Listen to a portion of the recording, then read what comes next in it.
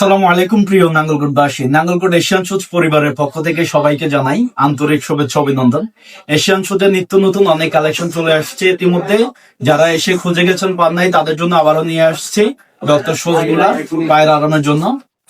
এই কালেকশন গুলা দেখতে পারেন, এটার মধ্যে দুইটা কালার আসছে, কালো কফি। পরে হচ্ছে এডিশন গুলা একদম সফট, অনেক আরামদায়ক, পায়ে দিয়ে আরাম পাবেন। এটার মধ্যে দুইটা কালার আসছে,